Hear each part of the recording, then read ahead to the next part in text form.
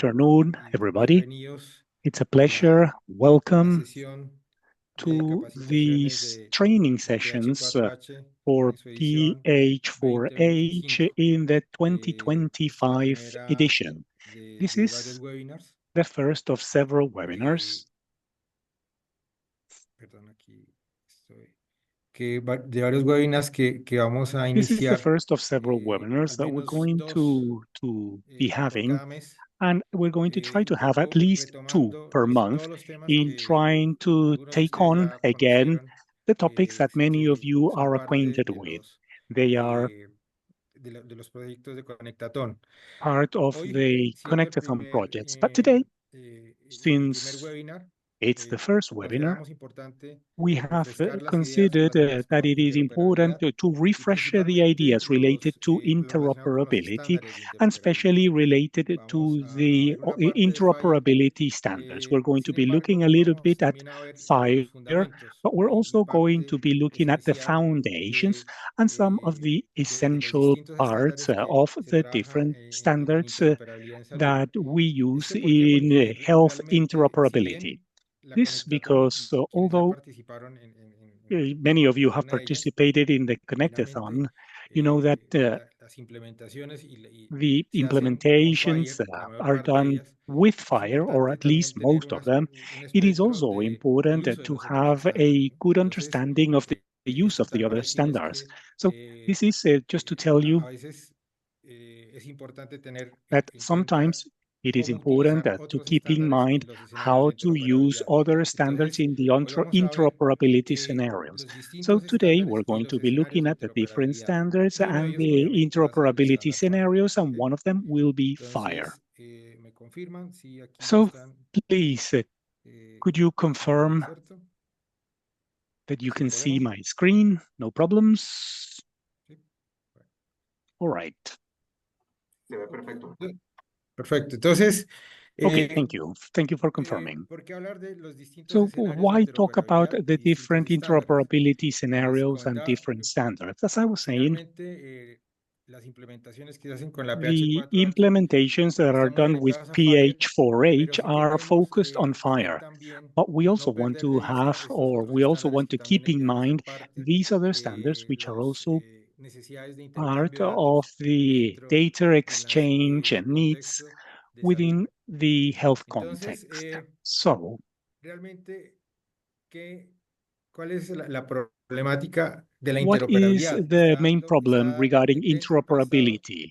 Well, it is within the service provider, because different service providers have different information systems. It would be good if one system had everything fully integrated, but the industry itself, the health software and the specialized industry, still they have software specialized for laboratories, LIS, for images, HIS, PACS, RIS.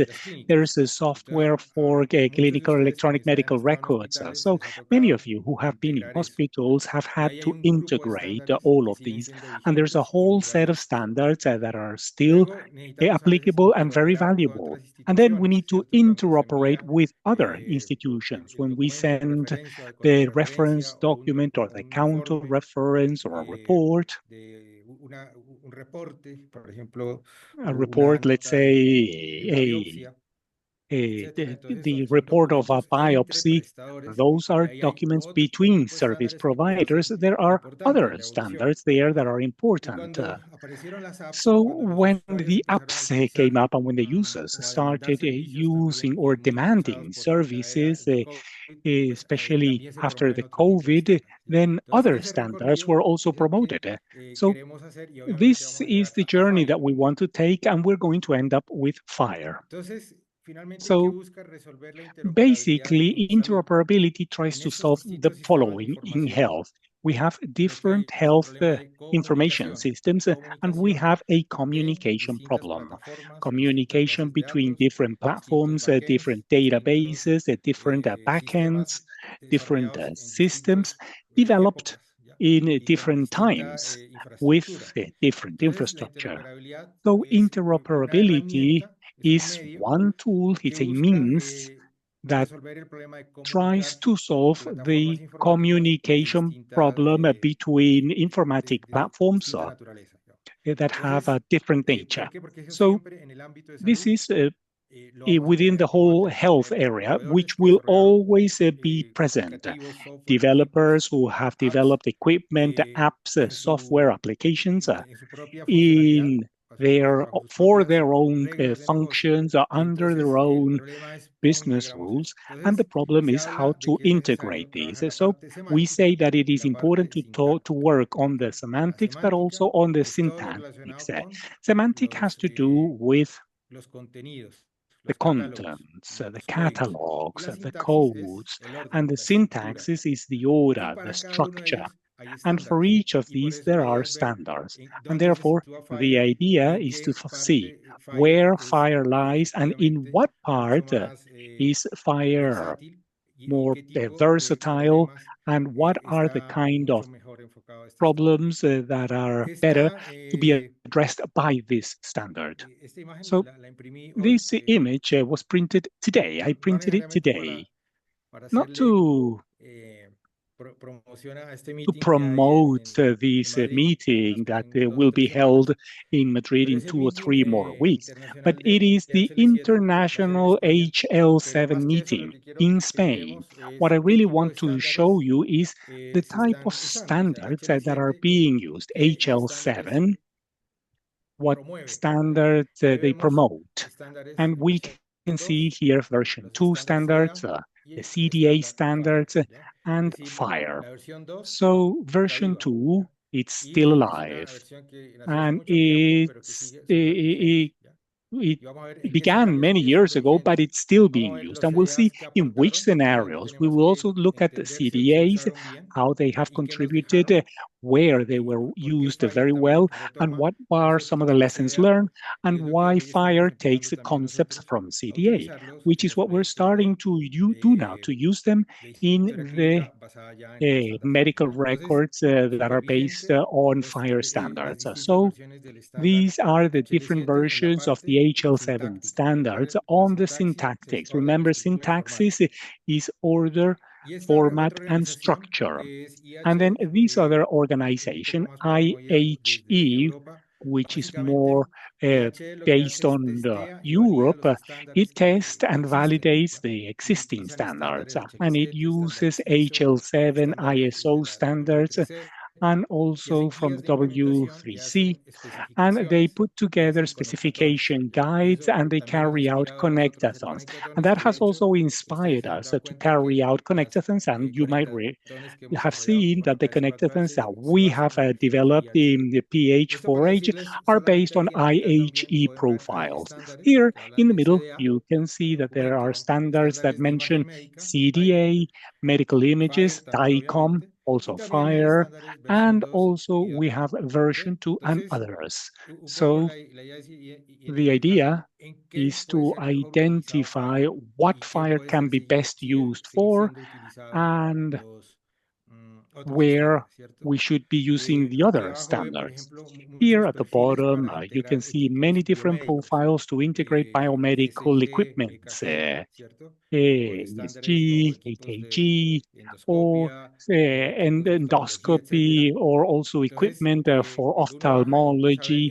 So when you start looking at the different standards and messages that are used here, you can see that versions 2 is still valid.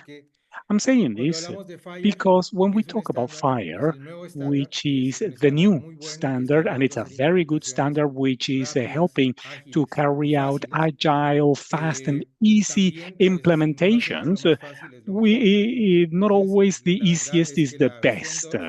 So version 2 of HL7 is a version which might be old, but rather than old, we should be using the term mature. HL7 version 2 began back in the 80s, trying to integrate admission systems at hospitals, the emergency rooms. And then also it was important for the information from emergency went up to hospitalization. So in order to do that, they invented one first message, which was the demographic data message, identification, names, gender, date of birth. That's the demographic basic information. And that gave birth to the first HL7 message back in the technologies of the 80s when internet did not exist. No networks, no XML. So the HL7 version 2 standard was defined using the technology that was available back in the days, which is just a flat files. And now we are going to look at them and we're going to see what they are good for. Those are messages. Version 2 then is messaging, basically, and we're going to see where it is used and where it could be more effective to use this kind of standard given the different scenarios. Then it evolved. Internet came up and web services, XML formats that came up, and HL7 evolved together with these new technological elements, and there it started using XML and a modeling based on the RIM model, which is object-based, and basically version 3 left a very important standard, we believe, for the industry, for the health industry, which is a CDA. Because the CDA standard, we're going to see, is the one that allowed us to model electronic clinical documents.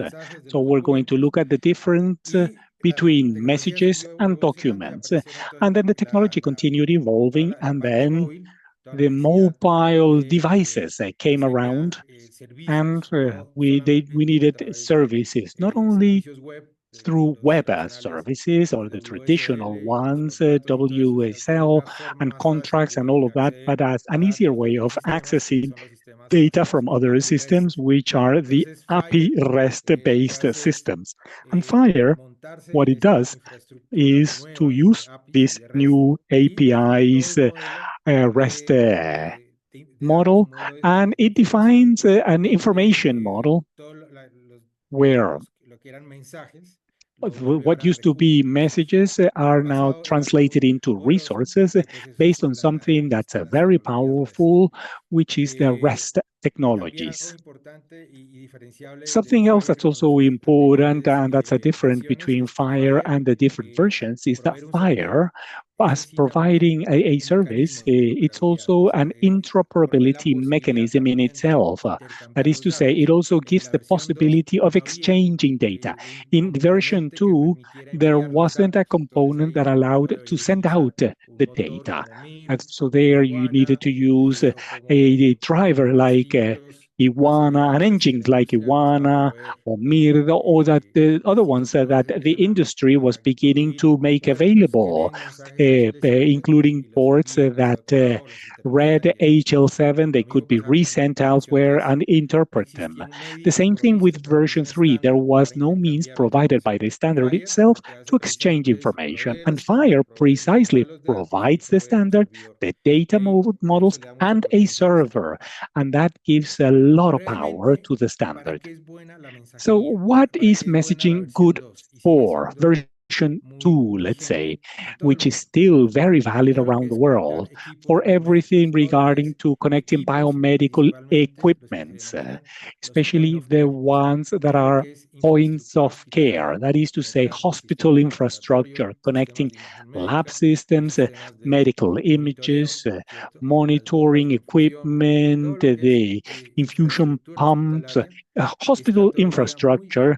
It's still based on version 2.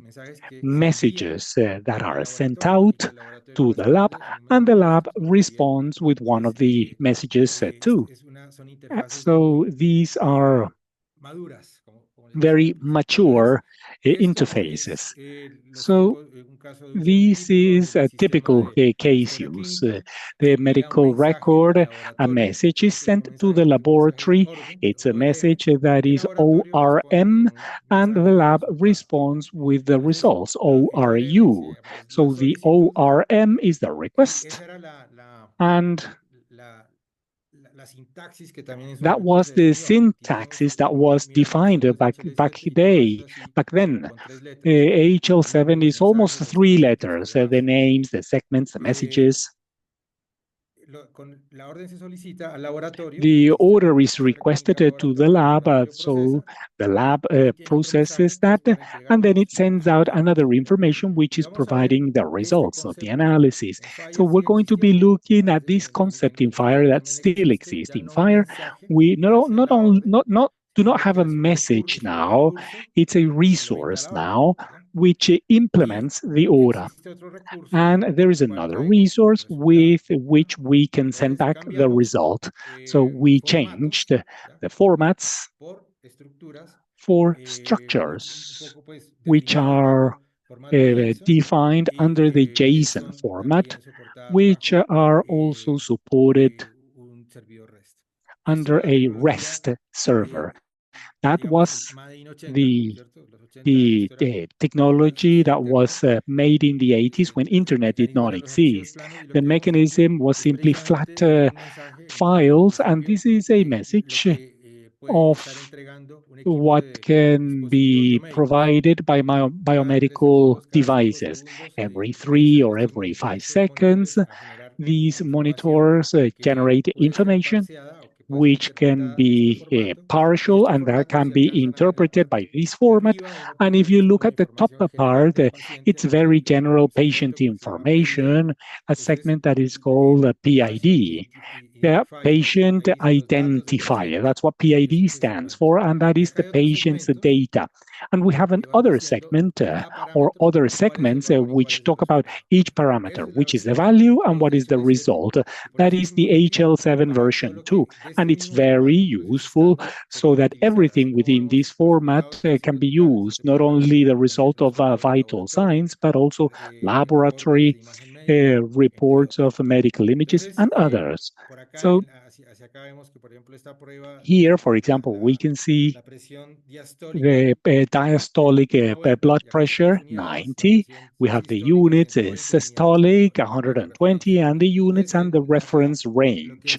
So what defines the standard is the segments that it has, and what field is what information in. So that's in all of the documents. When you start studying the standard, you will find the specifications there. So for biomedical equipment and for the industry, this is still quite valid because there are lots of equipments that are still working and that are connected and that are connected to infrastructure that are operating currently. So if they do not need to take the data out of the hospital, I mean, it might be innovating to use a FHIR server, but if it's just for the same functionality of sending the data from one monitoring system to the clinical medical record within the same institution, it's probably just more efficient to do that with messages. Version 2, remember, is messages. And with these 3 types of messages, the demographic data, the order message, and the results, we can solve a large amount of the interoperability needs in the hospital, not retyping patient's information, their name, date of birth, ID number, all of that data should simply flow in the hospital's application using this application, or the FHIR server can also be used. But again, as I was saying, this has been tested in order to obtain data or to interact with the medical imaging equipment. All of those technologies that use a RIS, a RIS, or a PAX, where they store the images. These type of messages are very efficient for that. Then the world changed. XML arrived, and XML provided an important solution for not only exchanging data within the institution, but also sending documents between different hospitals or health service providers. So version 3, which is HL7 CDA, the best standard is CDA, which is for modeling electronic clinical document. Clinical document architecture is what CDA stands for. And this standard allows to standardize any clinical document. And this is in order to standardize, for example, when data is sent between different institutions, documents, let's say, because these documents are now more formal and must be signed, they must be stored, and they have to be very similar to that of a physical document. So the CDA allowed to have electronic clinical documents. And when we started having them using CDA, we were able to achieve the first implementations of electronic medical records around the world. So that's why we believe that it was a very important standard, because it's the basis for the representation in XML of clinical documents. So it's a structure, or it's a standard that allows for modeling the characteristics of a document, which can be signed, which can be stored, which can be managed.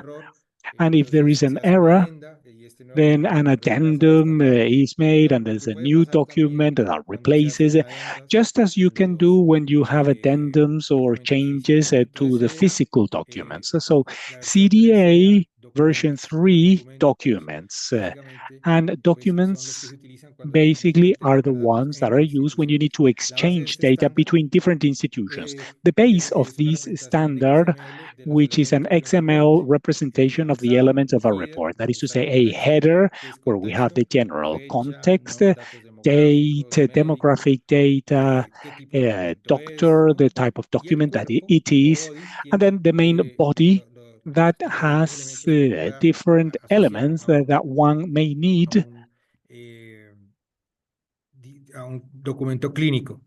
For a clinical document. For example, it can have images, or it can have results of a biopsy. It could have the lab results. And that's why it's an architecture. It allows to model any type of document. So this was used in different implementations for the medical records at a national level.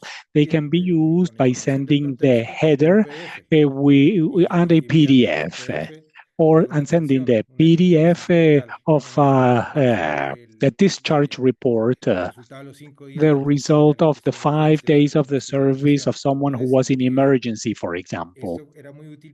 And it was very helpful, precisely so that in other hospitals, they could see what the patient has previously had. And with that, a lot of the opinions can be supported. And as the data is coded, it is possible to code it, but that means that the semantics need to be put into the content, and that's the complicated part. It's not just modeling this in XML, but it needs to have the code for every single detail.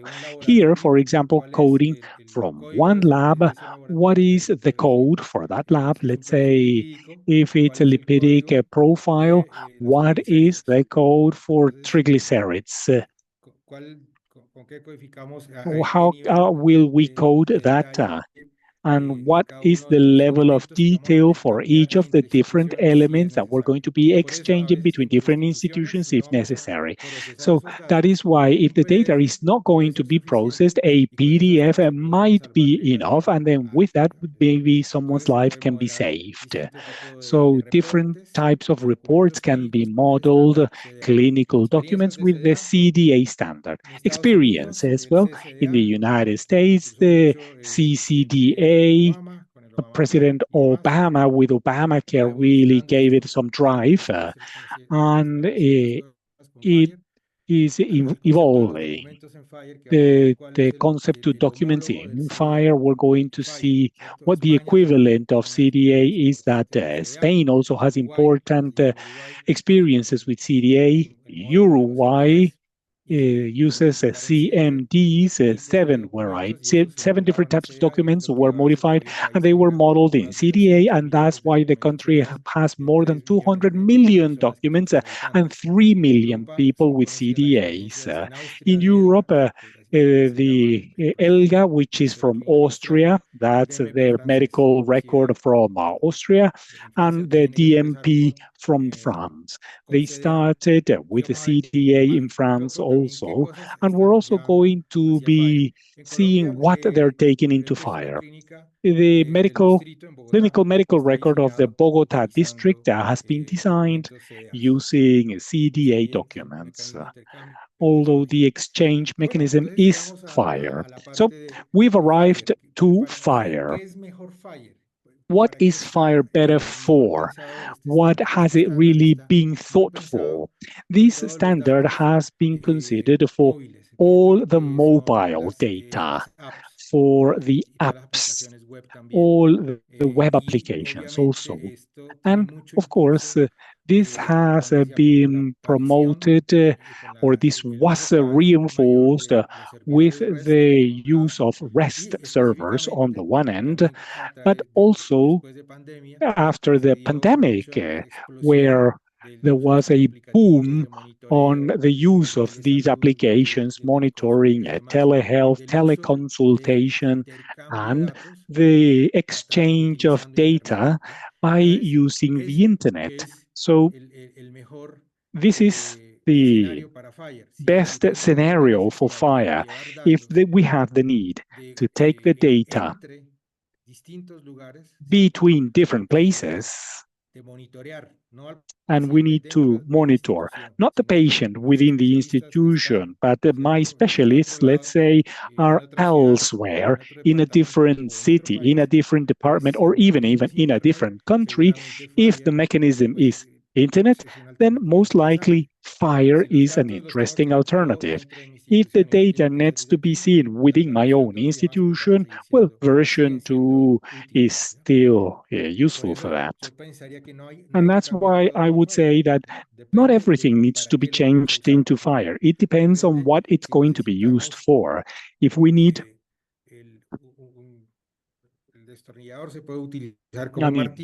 we can use a screwdriver as a hammer, but the screwdriver has to be designed for screws. The same thing with standards.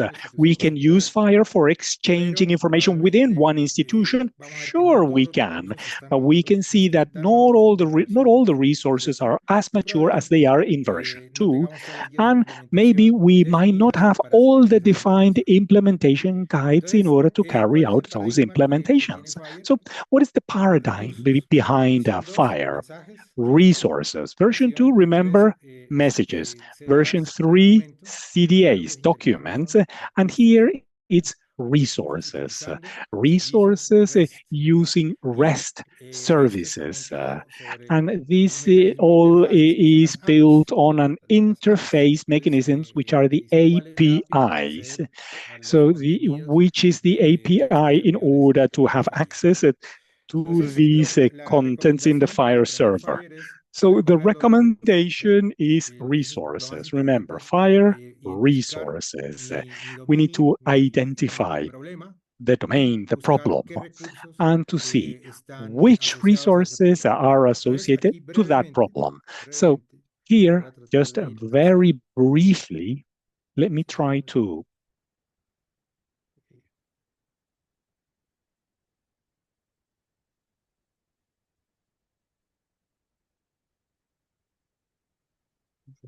los recursos FHIR, ¿no? Entonces, Let me try to show you the FHIR ahí, resources.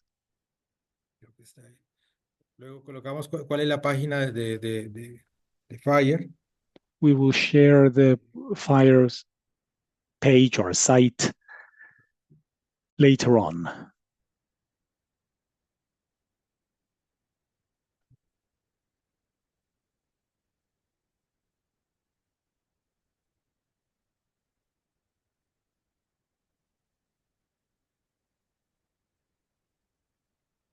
Bueno, otra cosa que cambió mucho también en el estándar Something else that changed fue quite a lot in the exacto, standard. exacto. Muchísimas gracias, Lucía. Thank you, Lucia, for that. That Sí. is what I was looking for. Ese es el sitio de donde se encuentran los recursos That's the site where de you will FHIR. find the FHIR Y entonces resources. vamos a ver qué es So let us lo see primero que hay que recorrer dentro de los recursos de FHIR. what ¿Ya? you have to do once you have the resources in FHIR. Exacto. Una cosa que cambió y que es One interesante thing también that changed, de which is FHIR, also es que interesting about FHIR, antes había que is that in the past, afiliarse, you tener unos needed permisos to para el uso subscribe, del you needed estándar to y have ahora the está al permits in order libre. to use the standard, and now it's an Obviamente, open los standard. capítulos Now, nacionales obviously, the siguen national existiendo chapters y still lo que hacen exist, básicamente son and basically tareas what de they do capacitación, is training, promoción de afiliamientos y promoting demás. the O sea, los capítulos profiles, nacionales that is to say, cada the vez national anteriormente, chapters solamente si uno estaba in the afiliado past podía usar el could estándar. only use the Realmente standard if they were ahora hay subscribed. un uso libre And now y there's los a capítulos open nacionales free siguen use, and the teniendo national un chapters still espacio have importante room, an en los important temas de space entrenamiento, in capacitación y divulgación de recursos. training Entonces, and learning how to use the siempre que estamos standard. acá, como le So decía, when lo we're más here, interesante the o lo que most hay que, por interesting donde hay thing, que or entrar en el estándar, where you really need to diría es start with the conociendo los standard, recursos. is ¿Ya? by learning Entonces, about the different brevemente resources. solamente So decirles que very briefly, existen diferentes tipos de there recursos are different fundacionales, types of recursos base, los base clínicos, los resources, the financieros clinical y los resources, financial especializados. ¿Ya? resources, and specialized Generalmente resources. uno Now, se normally, especializa o empieza por ese grupo de we recursos. start Y uno de los with recursos the más different importantes types y of que les resources, recomiendo but one of the most important recorrer ones that I es el recommend that recurso you go through patient, ¿ya? is Porque el patient patient, es el que because tiene a los datos de la patient persona, is the ¿ya? Y es one that el primero has que hay sus the datos patient's or demográficos, the nombres, person's data, apellidos, demographic, sus name and apellidos. surname, date of Otra birth, cosa and que es other importante y information. que también diferencia Something else este that's estándar important and which de also los anteriores, makes a porque este es difference un between estándar en this standard and evolución, un the sistema de other one, recursos remember that this de one is still balotaje, in ¿ya? evolution.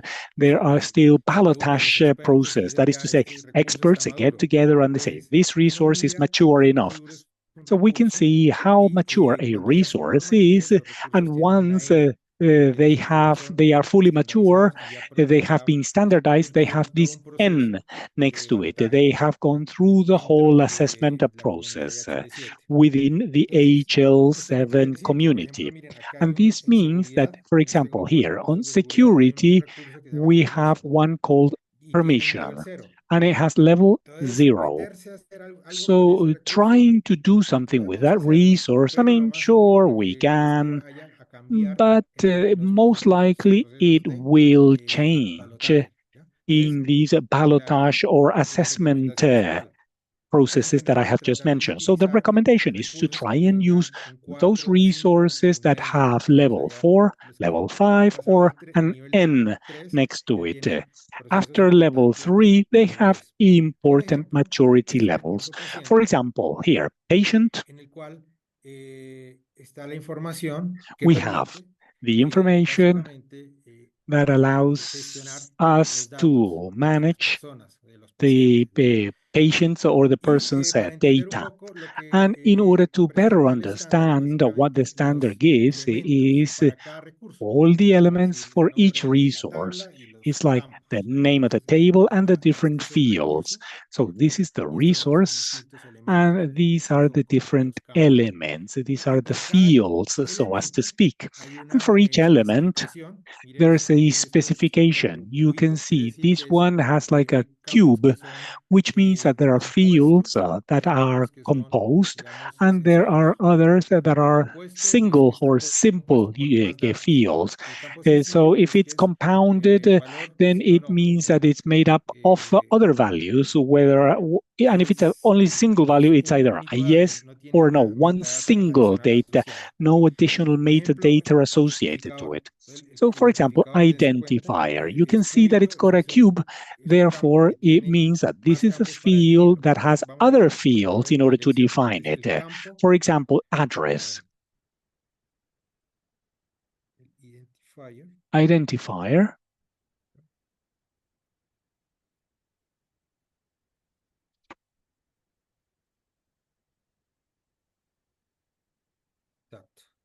There. So the field identifier has all of these fields that define it. That is to say, it's a field with a subfield. They use the type, the system, the value, the period, the assigner. So when you start looking at the standard, you have to see at each of these elements. And it's interesting because what really helps you to learn is what are the best practices in order to model an identifier. So we can see here that an identifier, in order for it to be well modeled, is not just the type of identifier. In order to model an identifier, you would need a type, let's say ID number, and the type and the number. That's not enough. I mean, it's useful, but in order for it to be interoperable and within an ecosystem between different countries, there's a recommendation, right? Which is additional metadata so that they can identify who created that identifier, so that in an interoperability process, we can say this is a unique identifier. 6767 before Olivia is different to 60 from Bolivia, let's say, is different to the 6767 from Colombia. So it's got a prefix. It's going to say this one was assignated from Bolivia, this one was assigned from Colombia, from different places. So this is a data structure in FHIR which brings everything that was modeled in version 2. This is modeled in FHIR, but it brings about all the knowledge that was developed since the 80s. And there were some things that were removed because FHIR cleans up many of the fields that weren't needed, and only the most specific set of data that is needed are the ones that are used in order for it to be accurate. So the name. Let's take a look at address. Address is another field which is also made up of other subfields. So you can see here all of the different variables that we have to keep in mind when we're going to define address. So this is all demographic data. And then what the countries or what the ecosystems start doing is what has been called profiling. Profiling is localizing, locating the standard according to our governance level. In this case, countries. Countries decide, for example, that they're going to use the first and the second surname. If they might have different specifications for gender, will they call it gender? Will they call it sex? So the standard can also be localized according to the ecosystem in which it is implemented. And that is why the implementation guides have been put together. Other elements that are also important is to identify within the standard. You can see some flags here, which basically tell you the level of summary.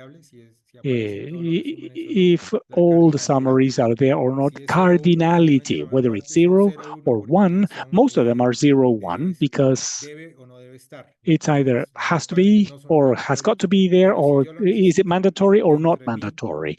But if it is needed for it to be mandatory in my ecosystem, then I can profile it, I can choose it, and I can turn it into mandatory. So within my organization or within my country, we can make such and such field mandatory or not.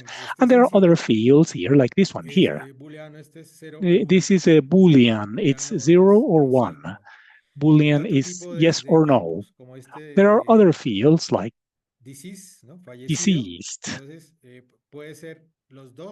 It could be both, yes or no, but also the disease date and time. So the recommendation number one is to go through the different resources, because that's how you really learn FHIR, by going through the resources. An important resource, just to make a reference to version 2. Version 2, remember, was a message that brought the results, and there's a resource in FHIR that brings the results, and here it is called observation.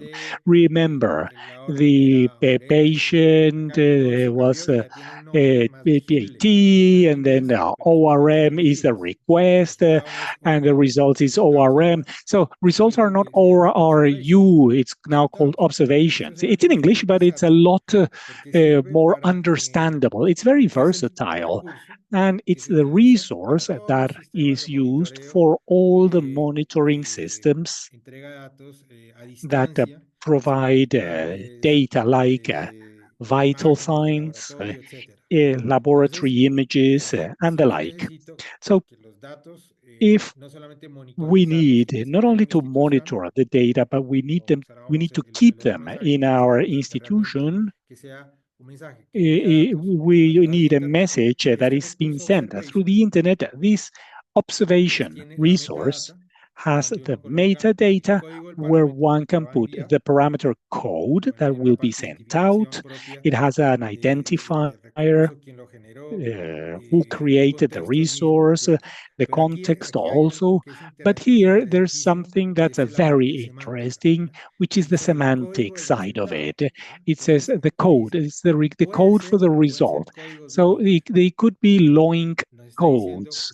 That is, they're saying you send out the results coded, and this is the semantics, the subject, for what person, what time, and here you can say, or if you're going to send the glycemia, that's one level.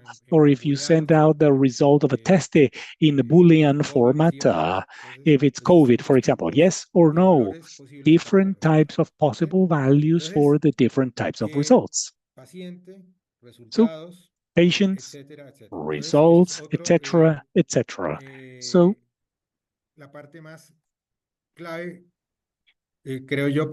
I think that this is key in order to understand FHIR, surfing through the different resources. Medical orders, for example, for a pharmacy process, for an electronic prescription, medication request, that's the prescription, the electronic prescription. And this resource has the metadata in order to put together a prescription. And here we have all the medications, the dispensing of the medication.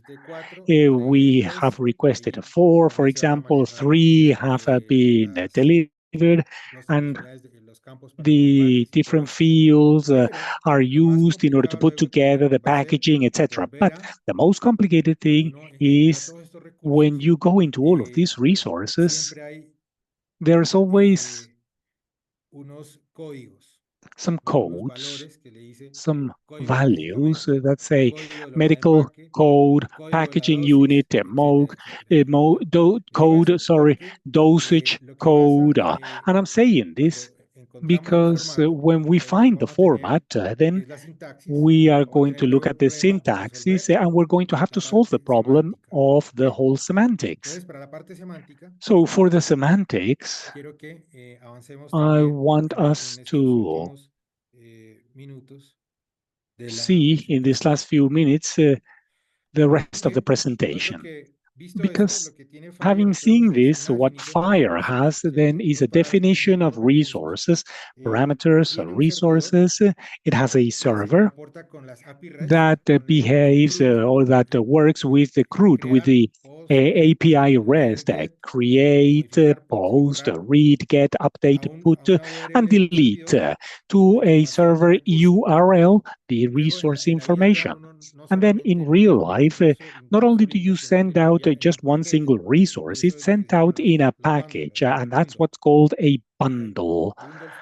And there are bundles for documents, for operations, and this is how operations are carried out in FHIR by sending bundles out to a server, which can be implemented. There's a free open source software that implements the standard, or there are some off the shelf too. For example, FHIR is open, and then we have Azure, Google, Oracle. They are off the shelf, and there are many different companies that are providing ports that also read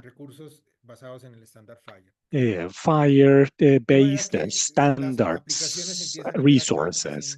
So the applications can interact by sending and reading, or having a facade, which is that nothing is stored in the server, but all the server is only useful for the transformation so that it can be interpreted in the FHIR service.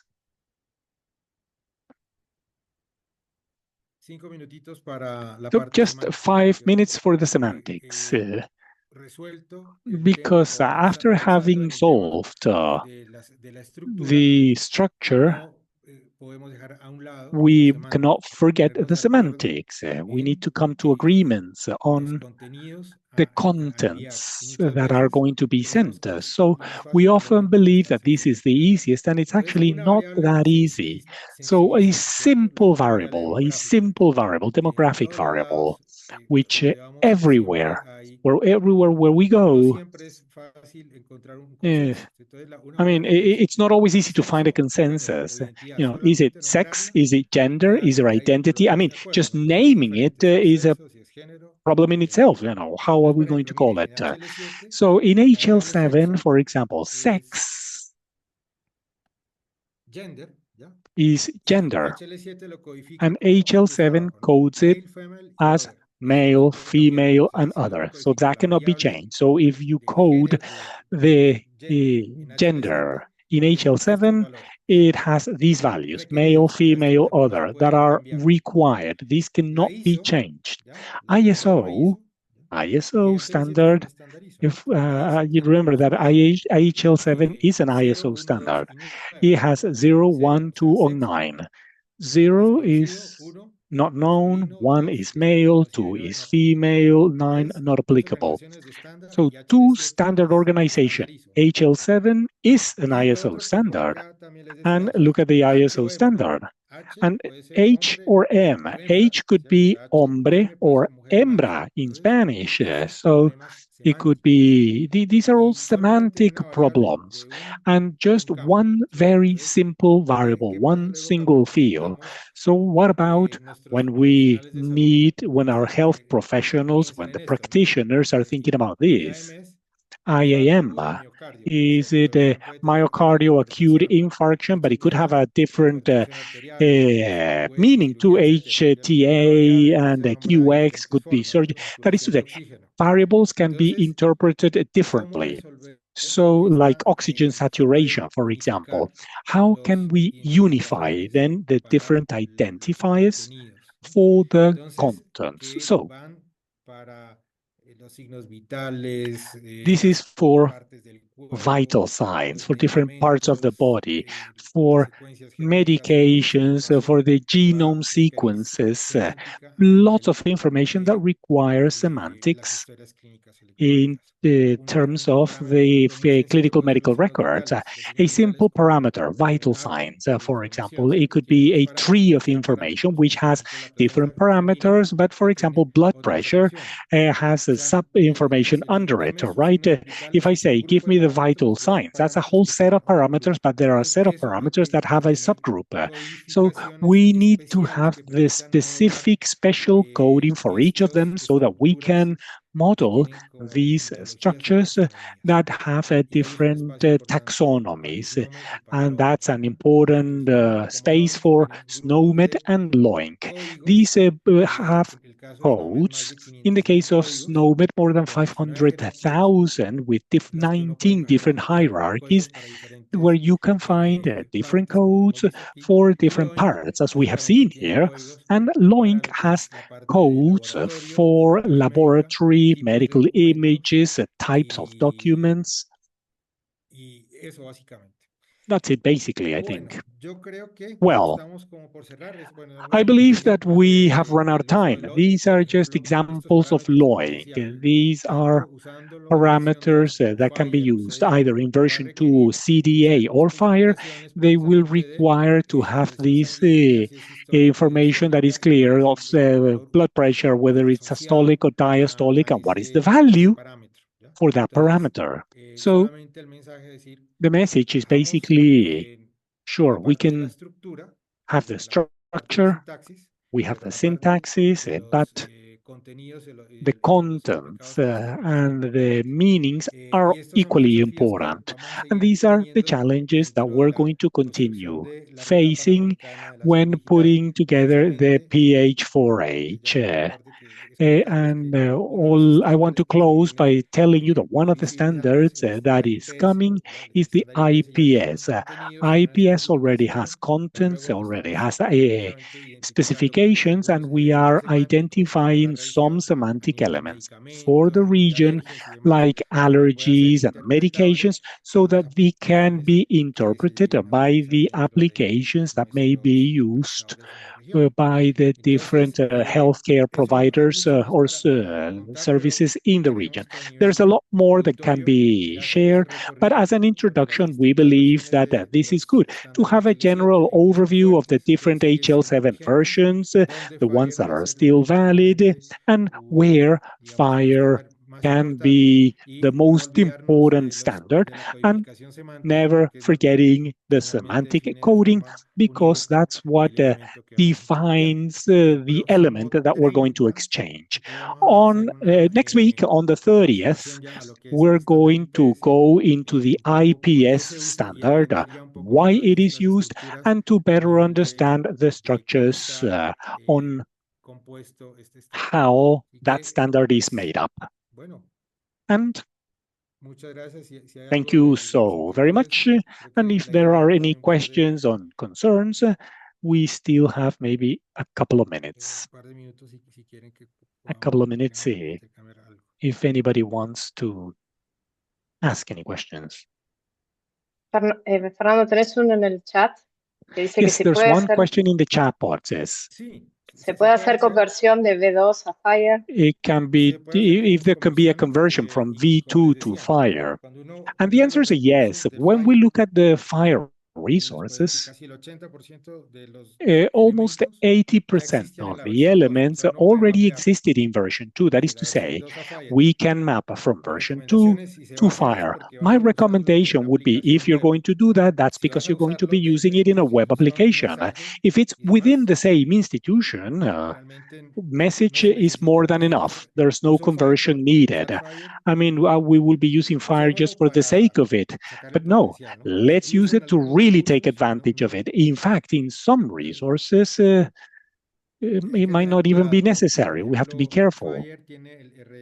So FHIR, for example, has, or each FHIR release, they're currently in release 5. Each release has changes in the resources.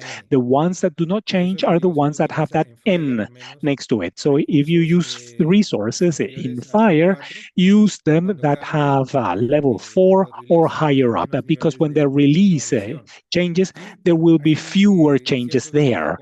And there are certain compatibility management that is required in certain cases. But medications, for example, there were very, very big changes there. So you can start with a project with the electronic prescriptions and the medication resources, if their level is 1 or 2, is highly risky. So you might say, well, HL7 version 2 would be better for that. At least for that case, for example, the model's a lot more stable. And obviously you can take that model and you can turn it into a resource of your own.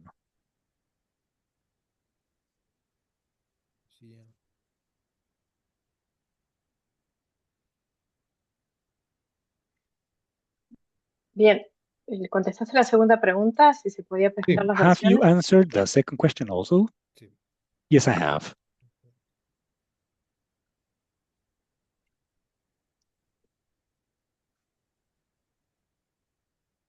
Sí, claro, sí, claro. Yes, the answer to the question is a yes. Because the patient resource, the resource patient, remember, it can be human or it can be an animal. Yes, of course. You're thinking about One Health. Yes, the resource patient, it could be a human or it could be a human. It also has laboratory results.